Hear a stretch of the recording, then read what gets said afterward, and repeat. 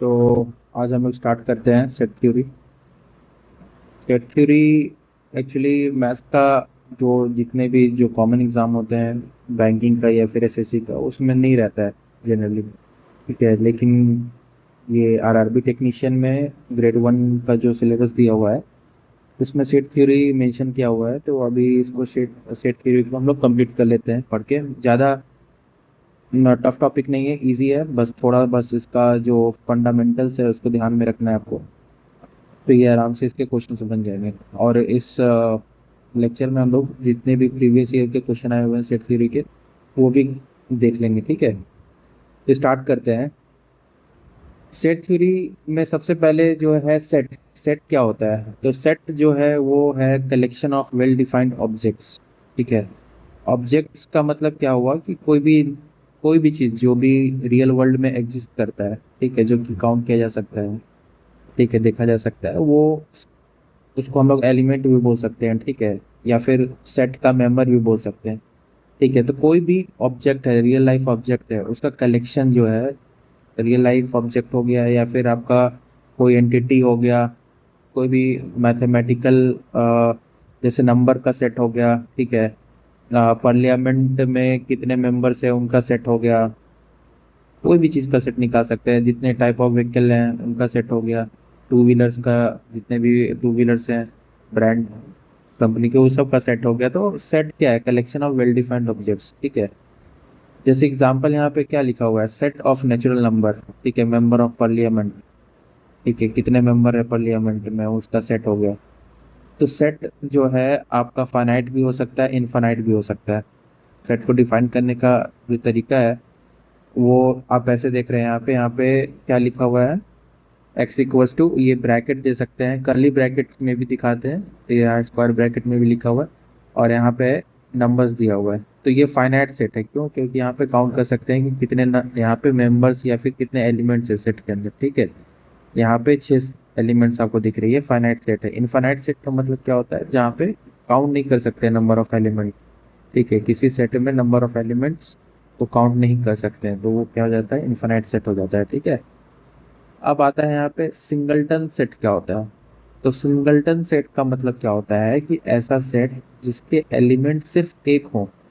ठीक है, only one element, उसको क्या बोलते हैं? Singleton set. ठीक है, नल सेट क्या होता है? तो नल सेट होता है कि no element in the set, कोई एलिमेंट सेट में नहीं है। जैसे अगर मैं मान लेता हूँ कि x इक्वल्स टू मेरा एक सेट है, जैसे लेट्स से 1 2 3, तो यहाँ पे 3 एलिमेंट है, 1 2 3, और यहाँ पे 5 जो होता है ना, 5, ये नल सेट का मतलब कि ये है दिखाने का तरीका है। तो ये भी ऑटोमेटिकली इसमें रहता है। इसका मतलब क्या होता है ना कि कोई सेट का मतलब कि नल सेट का मतलब no elements in the set, कोई एलिमेंट नहीं है। और 5 जो है वो हर एक मतलब कि यूनिवर्सल वैल्यू है, मतलब कि ये किसी भी सेट में ये प्रेजेंट रहता है। ठीक है, 5 रहेगा। सबसेट क्या होता है अभी ये देखते हैं। सबसेट में क्या है कि अगर लेट से मेरे पास दो सेट हो, ए एंड बी। अब जो आपका ए का जितना भी एलिमेंट है, जिसमें इसमें लिखा हुआ है कि if A and B are two sets such that every element of A is also element of B, मतलब ए का जो जो भी एलिमेंट है वो बी का एलिमेंट है। इसका मतलब क्या हुआ? जैसे फॉर एग्जांपल ए है आपका 1 2 3, और बी आपका दिया हुआ है लेट्स से 1 2 3 4 5। तो जो भी ए का एलिमेंट क्या है? 1 2 3, तो ए का जो जो भी एलिमेंट है वो बी के एलिमेंट, यहाँ पे बी का सेट है, वहाँ प्रेजेंट है ये एलिमेंट। ठीक है, इसका मतलब हम बोल सकते हैं कि ए जो है वो क्या है? बी का सबसेट है। तो यहाँ पे इसको डिनोट करने का तरीका है कि A is the subset of B. इस तरीके से हम लोग डिनोट करते हैं। ठीक है, अब देखते हैं प्रॉपर सेट क्या है। प्रॉपर सेट का मतलब क्या है कि if A and B are two sets such that every element of A is also element of B, and if there is at least one element of B that is not in A, मतलब A का जितना भी element है 1 2 3 4 6 यहाँ जो लिखा हुआ है वो B का पार्ट तो होना ही होना चाहिए, प्लस एटलीस्ट एक ऐसा एलिमेंट होना चाहिए, एटलीस्ट, जो भी हो सकता है, 3 भी हो सकता है, जो कि ए का पार्ट नहीं होना, मतलब कि जो कि ए में नहीं है। जैसे यहाँ पे देखो 1 2 3 4 6, ये सारा एलिमेंट जो है वो बी का पार्ट है। जैसे 1 है 2 है 3 है, ठीक है, 4 है 6 है, बट 5 जो है वो ए का पार्ट नहीं है। तो ये ए क्या है, ए है प्रॉपर सेट ऑफ बी। तो यहाँ पे आपको ये चीज ध्यान रखना है कि सबसेट और प्रॉपर सेट में क्या डिफरेंस है। ठीक है, अब आते हैं नंबर ऑफ सबसेट। तो अगर एक सेट है जिसमें n नंबर ऑफ एलिमेंट्स है, तो उसका सबसेट कितना हो जाएगा, 2 का पावर n। ये चीज को याद रखना है आपको कि एक सेट में अगर n एलिमेंट्स है तो उसका सबसेट कितना होगा, 2 का पावर n। जैसे फॉर एग्जांपल एक मेरा सेट दिया हुआ है ए बी सी, अब इसका मेरे को सबसेट निकालना है। तो सबसेट क्या क्या होगा, ए होगा। क्यों ए होगा सबसेट, क्योंकि देखो ये अगर मान लो कि मैं यहाँ पे बी इक्वल्स टू ए लिखता, एक मैं ये सेट बनाता, तो ये सेट ए का पार्ट है। ये सेट में जो एलिमेंट है ए, वो ए का पार्ट है, ए सेट का पार्ट है। इसका मतलब क्या है कि ये मेरा सबसेट है किसका, ए का।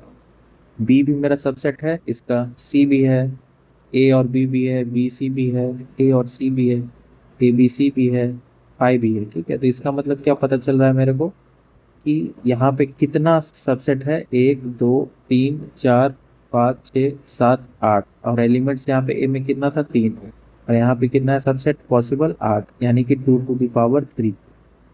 ठीक है, तो इस चीज को ध्यान में रखना है कि अगर मेरा कोई सेट दिया हुआ है जिसपे n एलिमेंट है, तो उसका सबसेट टोटल कितना होगा, 2 का पावर n। ठीक है, मैंने बताया था ना पाई जो है वो ऑटोमेटिक इंक्लूडेड रहता है। ठीक है, तो इस चीज को ध्यान में रखना है।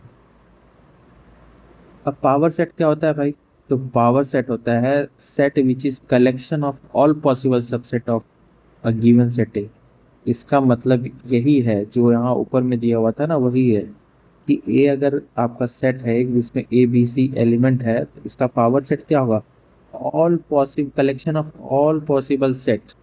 ठीक है, ऑफ सबसेट ऑफ ए, मतलब कि इसका ए का जो भी सबसेट होगा उसका सारे का कलेक्शन जो है वो क्या होता है, पावर सेट। ठीक है,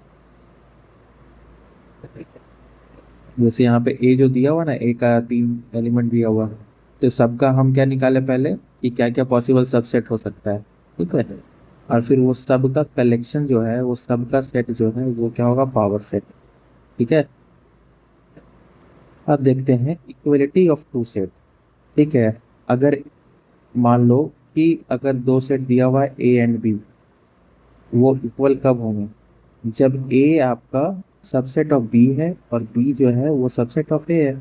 यानी कि ए का वैल्यू अगर लेट से यहाँ पे ए का दिया हुआ है 1 2 3, और बी भी क्या है आपका 1 2 3, इसमें हम क्या इम्प्लाई कर सकते हैं कि ए का जो भी एलिमेंट है वो बी में भी प्रेजेंट है, और बी का जो एलिमेंट है वो ए में भी प्रेजेंट है। इसका मतलब A is subset of B and B is subset of B is subset of A.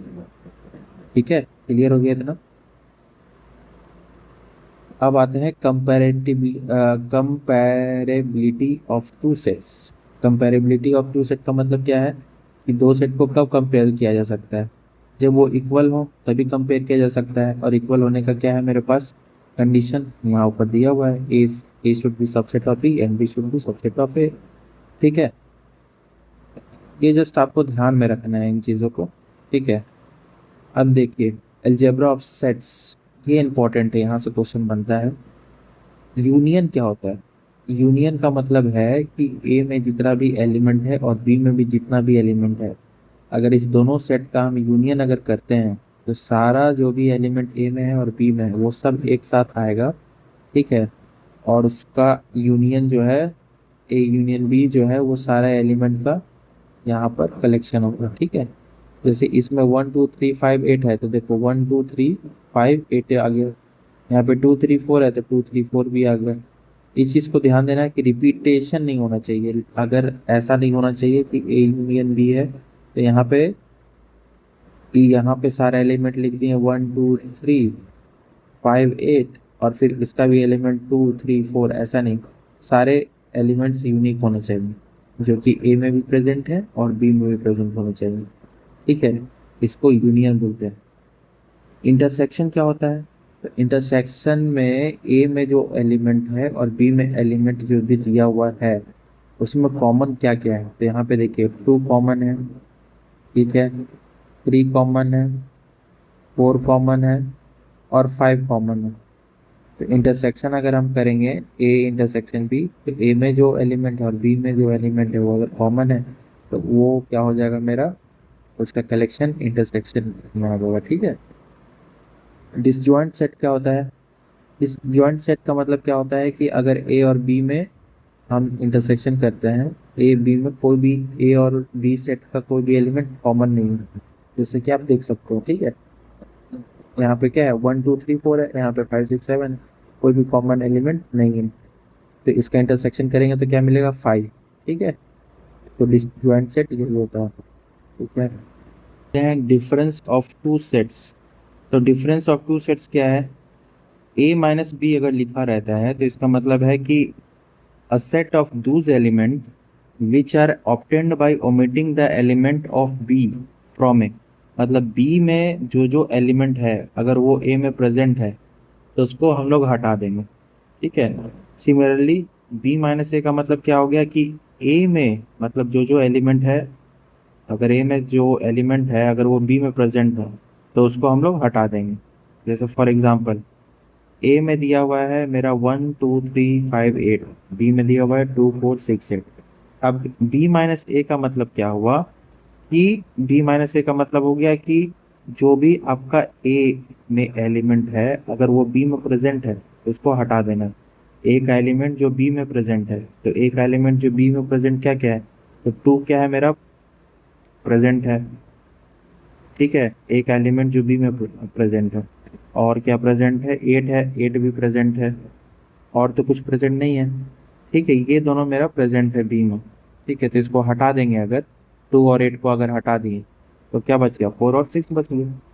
In the same वे अगर हम लोग,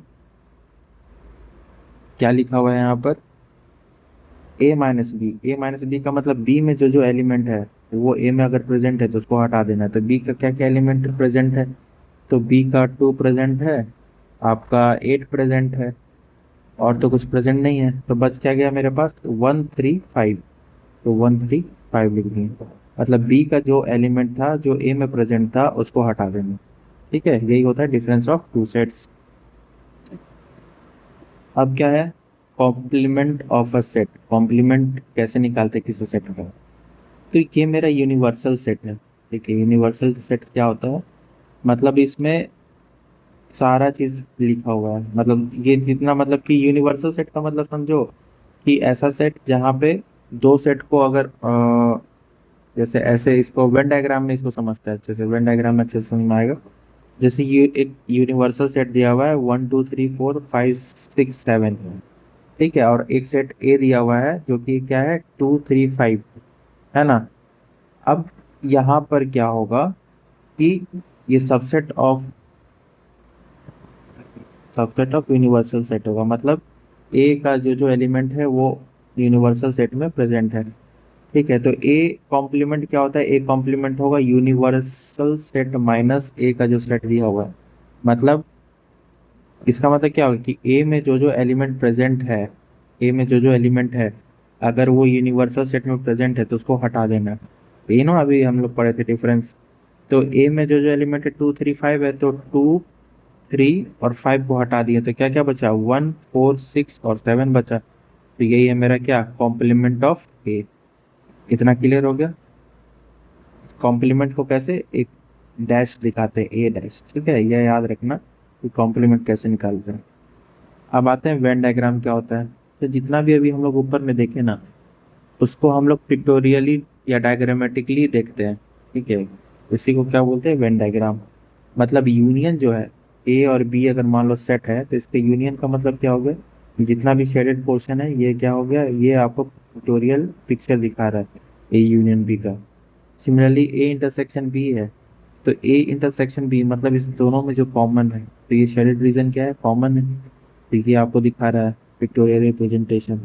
इन the same way A minus B का मतलब क्या हो गया कि बी में जो जो एलिमेंट है अगर वो ए में प्रेजेंट है तो उसको हटा देना है। तो बी में जो जो एलिमेंट है जो कि प्रेजेंट है में उसको हटा देना, तो इसका जो पिक्टोरियल रिप्रेजेंटेशन होगा कुछ इस तरीके से होगा। बी का सारा पोर्शन क्या है, ए से हटा दिया गया। ठीक है। अब है pictorial representation of subset. Subset मतलब बी जो है, बी का जो जो एलिमेंट है वो ए में प्रेजेंट है, यानी बी में जो जो एलिमेंट है वो ए में प्रेजेंट है, इसका पिक्टोरियल रिप्रेजेंटेशन ऐसा है। ठीक है। बी यूनियन सी, तो बी यूनियन सी में आप देख सकते हैं ये सेंट्रल रीजन दिखा रहा है आपका, बी यूनियन सी यहाँ पे है।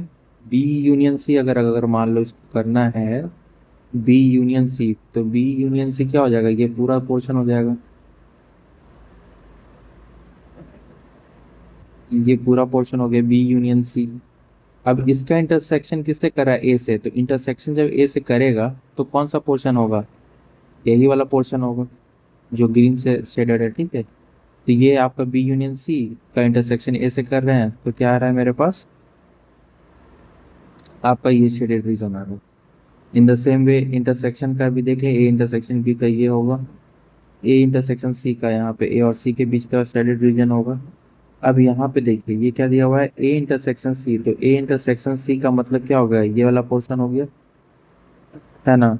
और ए इंटरसेक्शन बी का मतलब क्या होगा, ये वाला रीजन हो गया, इस दोनों का यूनियन क्या हो जाएगा, ये दोनों कंबाइंड। ठीक है। अब कुछ laws, laws of algebra of set. देखिए सबसे पहले आइडेम्पोर्टेंट लॉ, इसमें क्या बोल रहा है कि ए यूनियन ए हमेशा ए होगा, करेक्ट है। ए में अगर मान लो 1 2 3 एलिमेंट है तो उसका आप यूनियन करोगे तो उतना ही ना आएगा, तो ए यूनियन ए क्या हो गया, ए हो गया। ए इंटरसेक्शन ए ए हो गया। ये सब को, ये सब सारा जो है ना आपको याद रखना है कि आइडेम्पोर्टेंट लॉ क्या है, तो ए यूनियन ए होता है, ए यू इंटरसेक्शन ए होता है, ऐसे याद रखना। आइडेंटिटी मतलब सेम, आइडेंटिकल बोलते हैं ना, दो चीज आइडेंटिकल है मतलब सेम, तो ये याद रखना। आइटम इंपॉर्टेंट का मतलब ए यूनियन है ए होता है, ए इंटरसेक्शन ए ए होता है।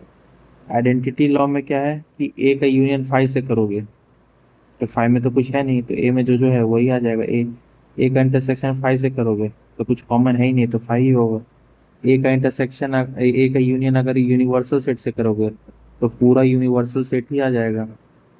ए का इंटरसेक्शन यूनिवर्सल सेट से करोगे तो ए आएगा, इसको ध्यान में रखना। कम्यूटेटिव लॉ क्या कहता है, A union B equals to B union A, A intersection B equals to B intersection A, है ना। एसोसिएटिव लॉ क्या है, तो इसमें क्या है कि अगर मान लो कि ए यूनियन बी है, इसका यूनियन सी से कर रहे हैं, तो सी ए में भी जाएगा। इसको मतलब ऐसे लिख सकते हो, तो डिस्ट्रीब्यूटिव हो जाएगा जो हम ये बोल रहे थे। एसोसिएटिव में मतलब कि एसोसिएट कर जाएगा कि ए यूनियन बी है, इसका इस दोनों को हम सी से कर रहे हैं, ठीक है ना। तो अब क्या होगा, बी और सी साथ में एसोसिएट हो गए, ए अलग हो गया। ठीक है। इसी तरह यहाँ पे इंटरसेक्शन कर रहे हैं तो बी और सी जो है, यहाँ पर बी और सी क्या हो जाएगा, एक साथ हो जाएगा, ए अलग हो सकता है, ये एसोसिएट लॉ होगा। ठीक है। डिस्ट्रीब्यूटिव में क्या है कि यहाँ पे ए जो है वो बी से भी यूनियन करेगा और ए जो है आप सी से भी यूनियन करेगा। सिमिलरली यहाँ ए जो है बी से इंटरसेक्शन करेगा और फिर ए आपका सी से भी इंटरसेक्शन करेगा। ठीक है। डिमॉर्गन्स लॉ क्या है, ये बहुत इंपॉर्टेंट है, ये बुलियन अलजेब्रा में पढ़ेंगे। डिमॉर्गन्स लॉ क्या है कि ए यूनियन बी का जो कॉम्प्लीमेंट है ना, कॉम्प्लीमेंट क्या होगा, ए कॉम्प्लीमेंट और ये यूनियन इंटरसेक्शन में चेंज हो जाएगा। ठीक है। और बी कॉम्प्लीमेंट इसी तरह ए इंटरसेक्शन बी है, इसका कॉम्प्लीमेंट निकालेंगे तो ए कॉम्प्लीमेंट, ये इंटरसेक्शन यूनियन में बदल जाएगा और बी कॉम्प्लीमेंट। ये फॉर्मूला आपको याद रखना है। ठीक है। और कुछ आपका कॉम्प्लीमेंट लॉज भी होता है, ये देख लेते हैं क्या होता है। ए यूनियन ए डैश, मतलब अगर आप इसका करेंगे, इसको ऐसे समझ लीजिए कि ये मेरा क्या है, यूनिवर्सल यूनिवर्सल सेट है, इसमें मेरा ये ए है और ये पूरा जो भी रीजन हो जाएगा मेरा, ये वाला पूरा रीजन, ये रीजन पूरा क्या हो जाएगा, ये ए कॉम्प्लीमेंट हो जाएगा। तो ए कॉम्प्लीमेंट और ए का यूनियन करोगे तो क्या हो जाएगा, यूनिवर्सली सेट में आएगा, वही यहाँ पे लिखा हुआ A union A dash equals to universal set. A complement का कॉम्प्लीमेंट करेंगे तो ए आएगा, ए इंटरसेक्शन ए डैश का करेंगे तो फाइव आएगा, क्योंकि ए कॉम्प्लीमेंट अलग चीज़ है, अलग एलिमेंट है, इसमें भी अलग अलग एलिमेंट है, तो इस दोनों के बीच में कॉमन थोड़ी कुछ होगा, इसलिए फाइव है। यूनिवर्सल का अगर मान लो कॉम्प्लीमेंट करेंगे तो फाइव आएगा, फाइव का कॉम्प्लीमेंट करेंगे तो यूनिवर्सल सेट आएगा।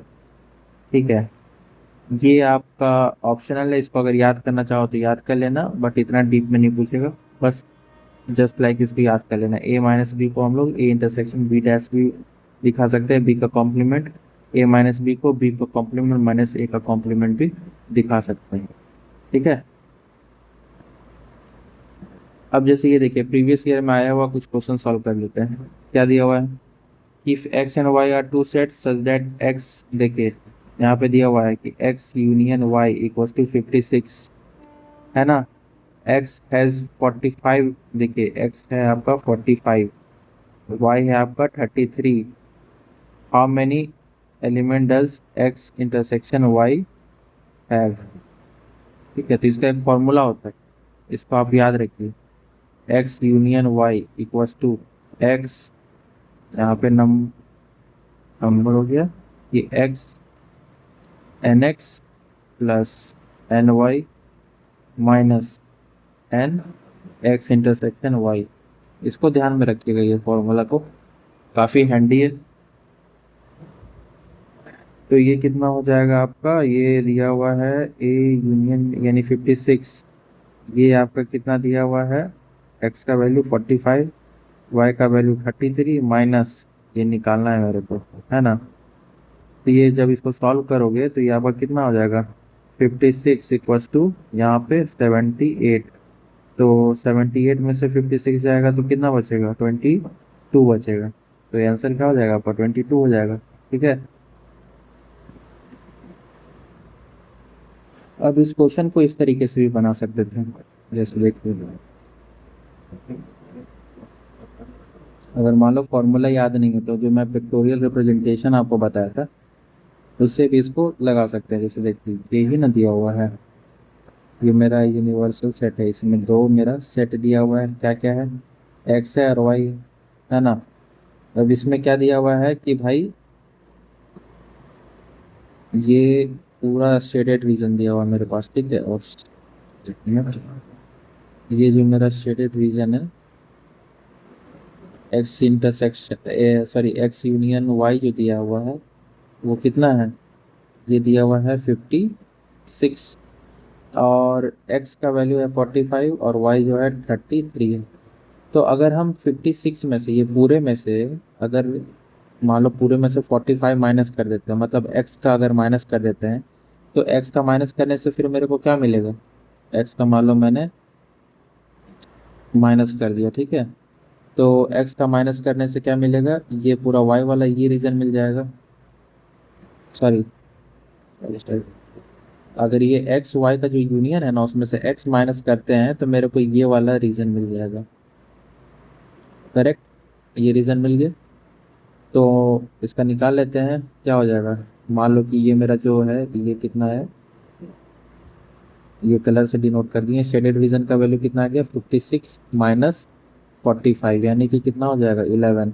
ठीक है, अब मान लो कि हाँ ये ले लेते हैं गुलाबी।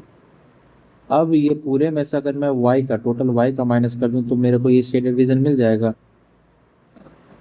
ये भी हो जाएगा। एक मिनट, इसका दूसरा कलर ले लेते हैं, ब्लू ले लेते हैं। तो ये शेडेड रीजन मेरा क्या हो गया, ये ब्लू हो गया। अगर एक्स वाई में से एक्स यूनियन वाई में से अगर y माइनस करेंगे तो शेडेड रीजन मेरा कितना आ गया, ये आ गया आपका शेडेड रीजन आ गया आपका कितना, तो ये आ गया 56 माइनस 33, तो ये आपका आ गया 23 आ गया।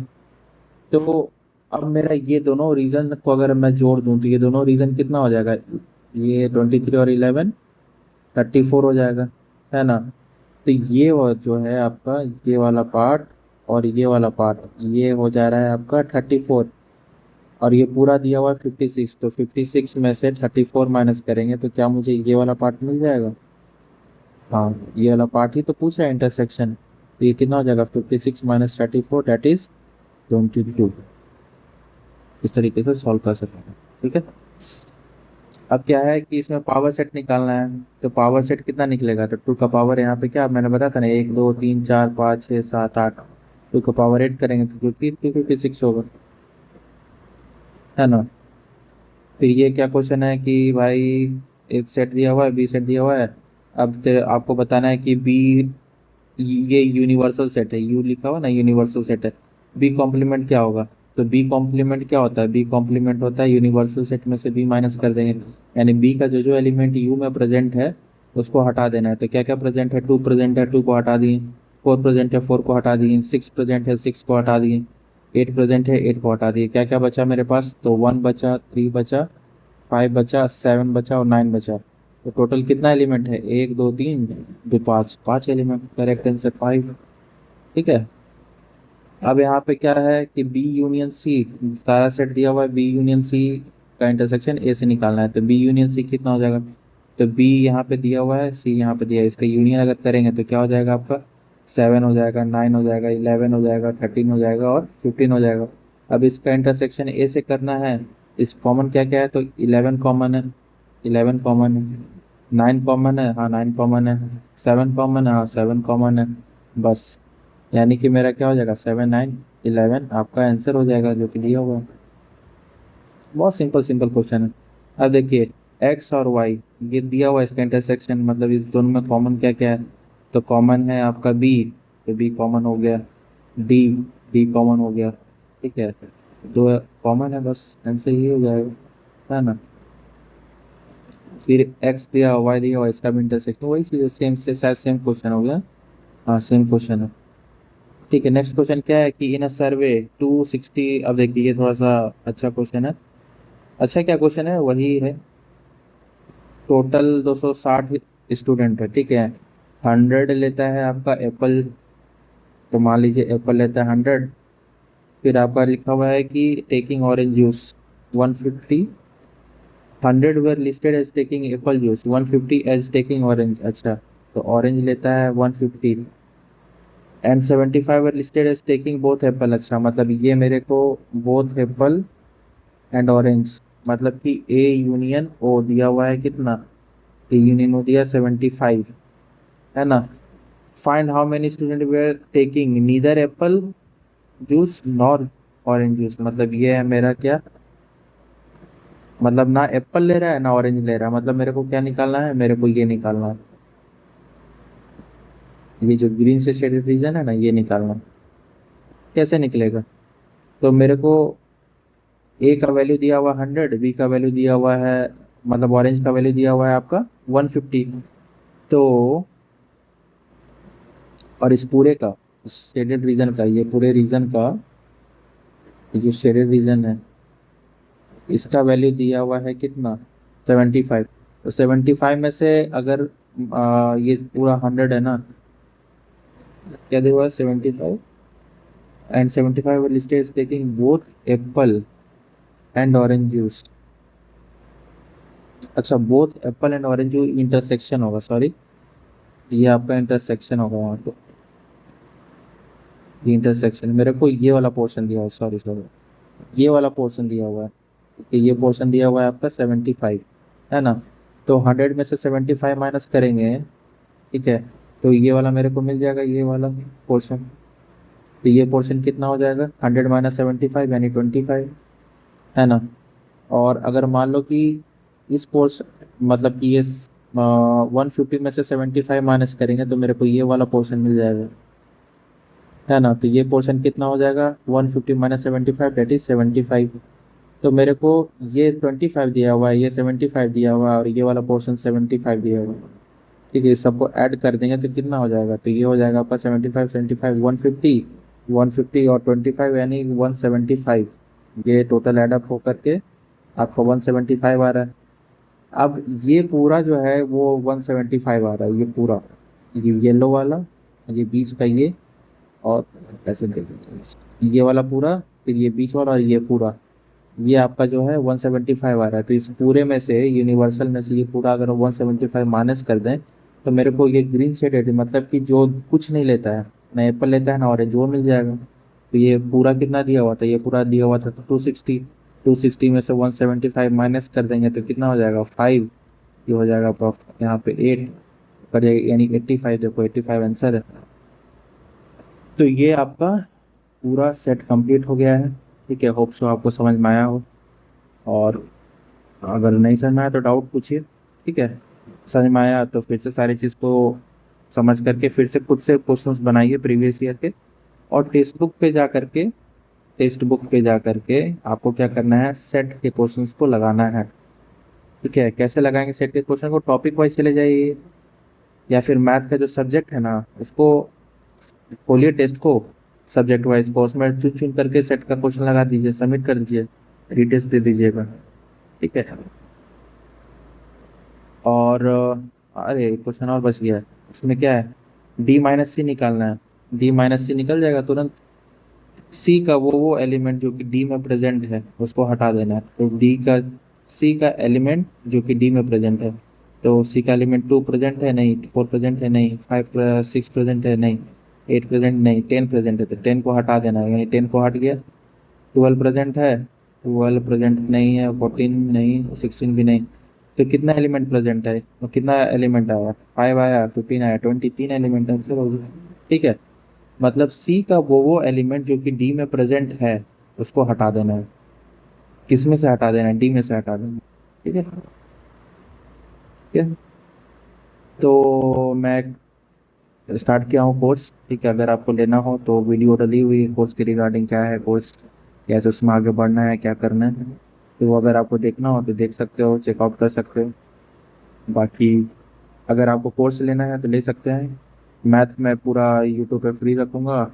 बाकी बेसिक साइंस और कंप्यूटर आपको वेडनेसडे को और संडे को लिंक जाएगी वीडियो की, वो आपको देखना है। इस तरीके से हम लोग सिलेबस को अक्टूबर तक कंप्लीट करेंगे।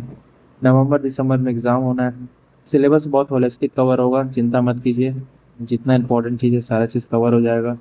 आपको जितना भी क्वेश्चन करवाना है वो सब भी मैं करवाऊँगा। ठीक है, तो अगर आपको पसंद है मेरा टीचिंग और क्रैक करना है तो फिर ज्वाइन कीजिए कोर्स। ठीक है, तो यहीं पर रैप अप करते हैं लेक्चर को। Thank you so much.